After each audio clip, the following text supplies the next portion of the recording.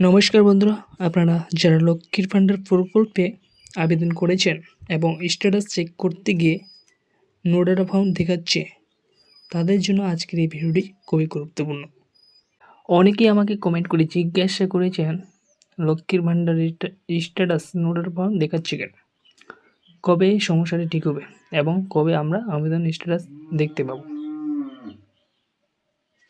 তো আজকে এই ভিডিওটি আমি পুরো বিষয়টি সহজভাবে বুঝিয়ে দেবো। সমস্যাটি হচ্ছে কেন, বর্তমানে অনেক আবেদনকারী যারা যখন লক্ষ্মীর ভাণ্ডার অফিসিয়াল পোর্টালে গিয়ে নিজের অ্যাপ্লিকেশন স্ট্যাটাস চেক করছেন, তখন সেখানে নো ডাটা ফাউন্ড লেখা দেখাচ্ছে। এটা দেখে অনেকেই ভাবছেন হয়তো আবেদনটি বাতিল হয়ে গেছে বা কোনো সমস্যা হয়েছে, কিন্তু আসলে বিষয়টি সেরকম নয়। তাহলে আসল বিষয়টির কারণ কি? যে তথ্যটি এখন বিভিন্ন বিডিও অফিস থেকে যারা যাচ্ছে, সেখানে বলা হচ্ছে যে ফেব্রুয়ারি মাসের 26 তারিখের মধ্যে যে সমস্ত লক্ষ্মীর ভাণ্ডার ফর্ম জমা পড়েছিল, সেই ফর্মগুলি অনেকগুলো এখনও পর্যন্ত বিডিও অফিসে প্রসেস সম্পন্ন হয়নি। অর্থাৎ অনেক আবেদন এখনও ডাটা এন্ট্রি বা যাচাইয়ের পর্যায়ে রয়েছে।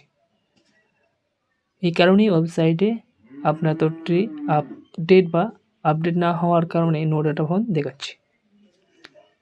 তাহলে এখন কি কাজ শুরু হয়েছে? হ্যাঁ, ইতিমধ্যে অনেক জায়গায় বিডিও অফিসে কাজ শুরু হয়ে গেছে। ধীরে ধীরে সমস্ত ফর্ম যাচাই করে সেগুলো অনলাইনে আপডেট করা হচ্ছে। তাই খুব শীঘ্রই যারা এখন নো ডাটা ফাউন্ড দেখছেন, তারা নিজের লক্ষ্মীর ভাণ্ডারের স্ট্যাটাস দেখতে পারবেন। তাহলে কবে এই স্ট্যাটাস দেখা যাবে? সাধারণত যখন বিডিও অফিস থেকে ডাটা আপডেট সম্পূর্ণ হবে, তখন ওয়েবসাইটে আপনার আবেদনটি আধার নম্বর দিয়ে চেক করলে সঠিক স্ট্যাটাস দেখা যাবে। তাই যারা লক্ষ্মীর ভাণ্ডারের স্ট্যাটাস চেক করতে গিয়ে নো ডাটা ফাউন্ড দেখছেন, তারা দয়া করে দুশ্চিন্তা করবেন না, কারণ এখনও অনেক আবেদন বিডিও অফিসে যাচাইয়ের পর্যায়ে রয়েছে। কাজ সম্পূর্ণ হলে সবাই স্ট্যাটাস অনলাইনে দেখা যাবে। তো এই ছিল আজকে ছোট্ট একটি তথ্য। যদি কোনো প্রশ্ন থাকে তাহলে কমেন্ট করুন, আমি রিপ্লাই করে সহযোগিতা করব। ভিডিও যদি আপনার ভালো লাগে লাইক করবেন এবং চ্যানেলটিকে সাবস্ক্রাইব করতে ভুলবেন না।